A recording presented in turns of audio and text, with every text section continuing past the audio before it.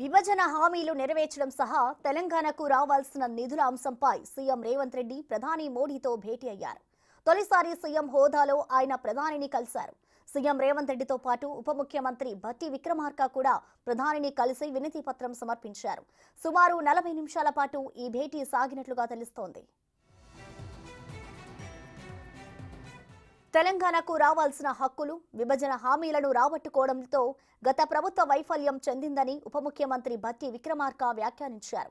ప్రధానిని కలిసి రాష్ట్రానికి రావాల్సిన బకాయిలపై చర్చించిన అనంతరం ఆయన మీడియాతో మాట్లాడారు. ప్రధానిని మర్యాదపూర్వకంగా కలిశామన్న ఆయన విభజన చట్టంలోని అంశాలను ప్రధాని దృష్టికి తీసుకెళ్లినట్లు చెప్పారు.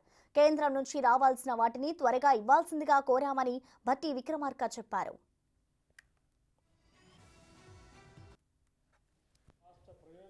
హక్కుల్ని కాపాడుతూ బైఫర్కేషన్ యాక్ట్లో తెలంగాణ రాష్ట్రానికి అందించినటువంటి అనేక అంశాలను దేశ ప్రధాని శ్రీ నరేంద్ర మోడీ గారి దృష్టికి తీసుకొని రావడం జరిగింది. బైఫర్కేషన్ యాక్ట్లో పొందుపరిచినటువంటి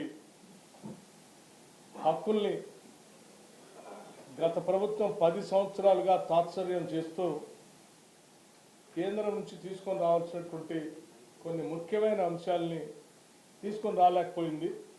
త్వరితగతిన తెలంగాణ రాష్ట్రానికి అందించవలసిందిగా వారికి విజ్ఞప్తి చేయడం జరిగింది. బయ్యారంలో ఉక్కు కర్మాగారానికి సంబంధించినటువంటి స్టీల్ ప్లాంట్ని, అట్లాగే కాజీపేటలో రైల్వే కోచ్ ఫ్యాక్టరీ, అలాగే గత ప్రభుత్వంలో అంది ఇచ్చినటువంటి ఐటీఐఆర్కి సంబంధించినటువంటి ప్రాజెక్ట్ని ఆనాటి బైఫర్కేషన్ యాక్ట్లో తెలంగాణ రాష్ట్రానికి ఒక జాతీయ ప్రాజెక్ట్ ఇస్తా అని చెప్పారు. దాంట్లో భాగంగా ఈ పాలమూరు రంగారెడ్డిని పరిగణలో తీసుకొని శాంక్షన్ చేయవలసిందిగా కోరుతూ, అలాగే ఒక ఐఐఎంని హైదరాబాద్కి శాంక్షన్ చేయవలసిందిగా, ఒక సైనిక్ స్కూల్ని తెలంగాణ రాష్ట్రానికి ఇవ్వవలసిందిగా, నేషనల్ హైవే అథారిటీస్ సంబంధించి ఒక 14 ప్రపోజల్స్ అప్గ్రేడేషన్ కోసం ఉన్నాయి, వాటిని పరిగణలో తీసుకొని వెంటనే శాంక్షన్ చేయవలసిందిగా, బ్యాక్వర్డ్ ఏరియాస్కి సంబంధించినటువంటి డెవలప్మెంట్కి సంబంధించిన ఫండ్స్ గత కొన్ని సంవత్సరాలుగా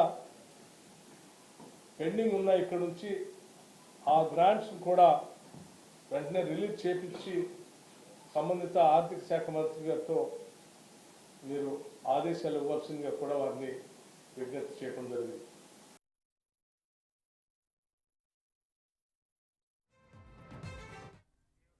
కేంద్రం నుంచి రావాల్సిన వాటిని గత ప్రభుత్వం తీసుకురాలేకపోయిందన్నారు ఉప ముఖ్యమంత్రి. Steel plant, railway coach factory, ITIR ప్రాజెక్టును వెంటనే అందించాలని తాము ప్రధానిని కోరినట్లు చెప్పారు. వాటితో పాటు పాలమూరు రంగారెడ్డి ప్రాజెక్టుకు జాతీయ హోదా కల్పించాలని కోరడం సహా హైదరాబాద్ ఐఐఎం, సైనిక్ స్కూల్ ఇవ్వాలని వినతి పత్రం ఇచ్చినట్లు చెప్పారు.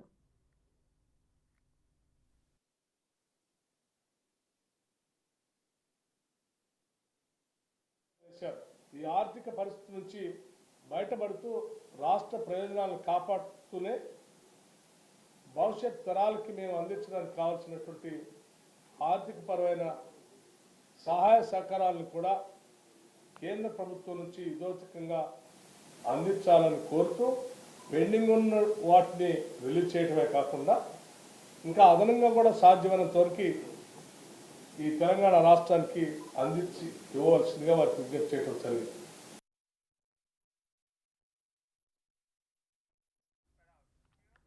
రాష్ట్ర ప్రయోజనాల దృష్ట్యా కేంద్రం నుంచి ఫెడరల్ స్ఫూర్తికి విఘాతం కలగకుండా చూడాలని కోరామన్నారు భట్టి.